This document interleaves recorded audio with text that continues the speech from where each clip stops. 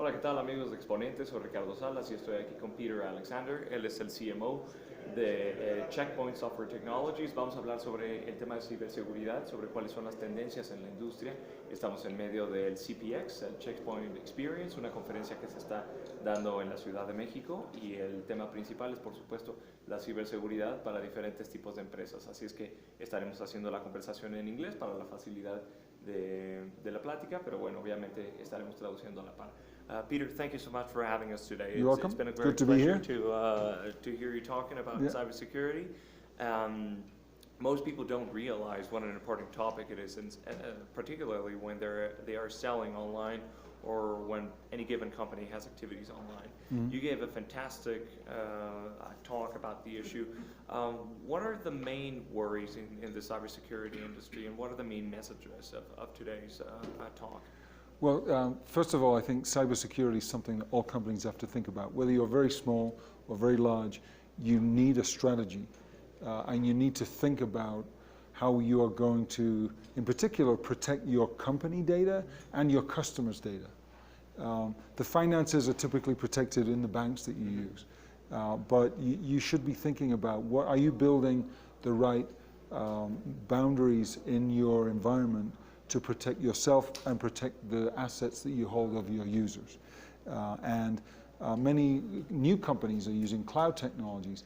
It's important to remember with cloud that you are buying a cloud service, but the security responsibility is still yours. And so making sure you have the right partner in cybersecurity to protect you on your cloud service and your internal computer infrastructure, on your phones, very important on your phones, you really need something that encompasses all of that. Because the more we look at the way the bad guys are getting into companies, it's multi-dimensional, through a cloud service, through hacking a phone, through malware on a PC.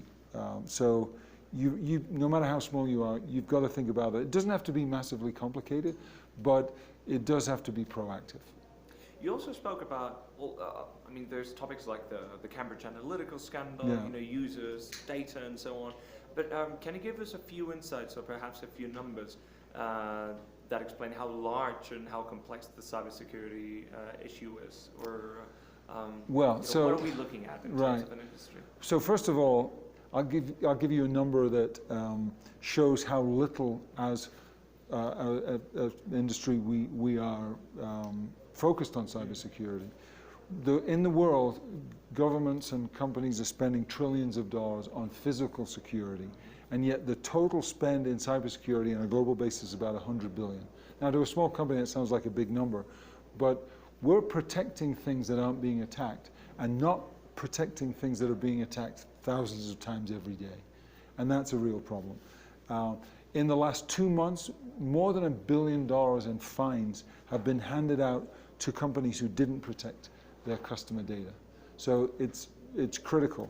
And we think that while companies today face a 5th generation of cyber attack, the average company is only protected to around the 3rd generation.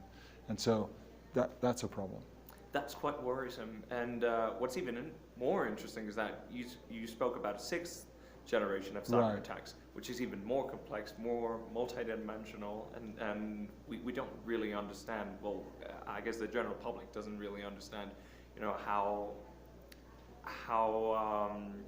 complex, or how difficult it might be to deal with these sort of attacks. So, what can you tell us about this new generation of cybercrime? Well, so the first thing is that we're starting to get into a world where everything's connected, right? And we've been saying that for a long time, but now it really is.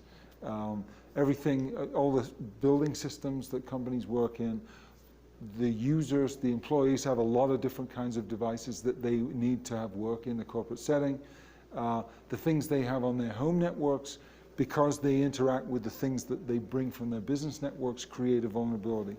And the more things are being connected, and the less scrutiny there is around what's being connected, the more vulnerability that faces. So in the last few months alone, we've exposed pre-installed malware on Xiaomi cellular phones, vulnerabilities in the Fortnite gaming system, vulnerabilities in the WhatsApp app.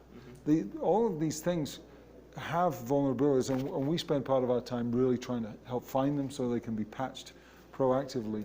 But we've got to be careful about what we connect into our environments. I mentioned an example of a casino that was hacked through the temperature control system of the fish tank in the lobby.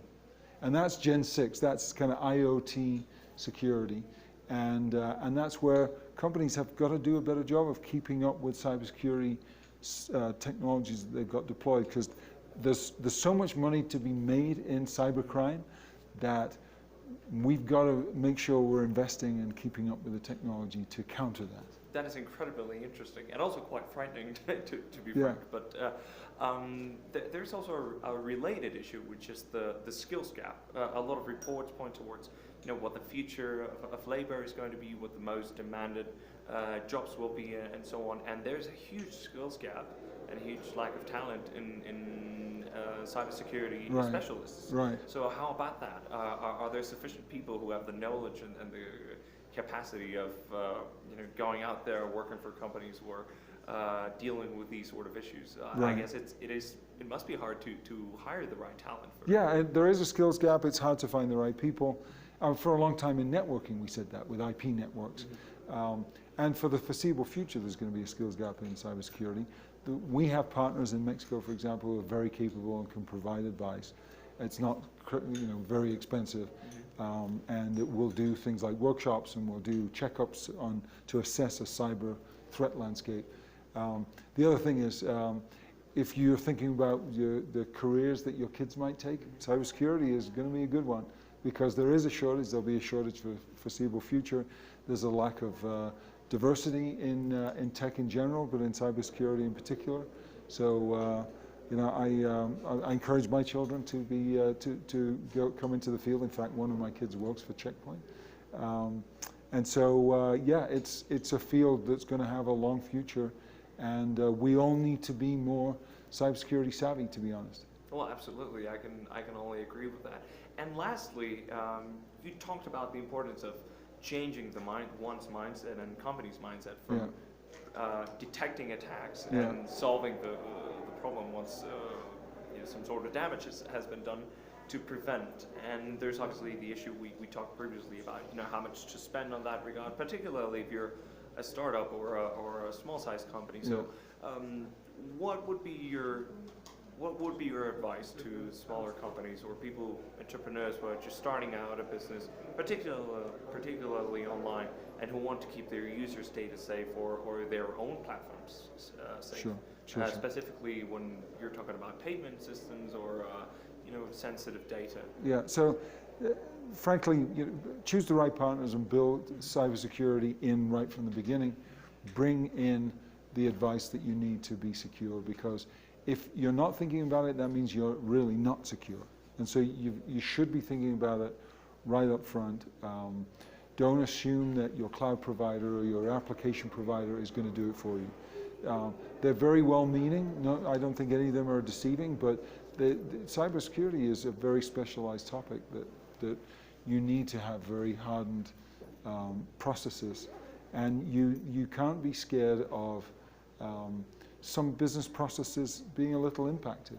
If one of the main ways for simple cybersecurity to be breached is for somebody to send you a piece of malware attached to a file, say a resume, right? So one of the ways into a company from a functional perspective is often through the HR system, because that Microsoft Word with a malware attached to it, someone sends a resume in Microsoft Word, then it gets opened, and suddenly you're infected.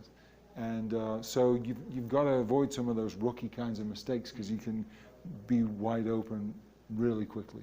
Which also emphasizes the point that the human link is always the weakest part of the chain, isn't it? Yeah, I mean, you've got to watch that. You've got to, you can't have everyone go through a laborious process, but you can educate your users around things like phishing, around things like unknown files that they might be tempted to open. Those are things that you've really got to address and build a culture of in some respects, zero trust in your environment. Well, I really appreciate your time, Peter. This has been absolutely inspiring.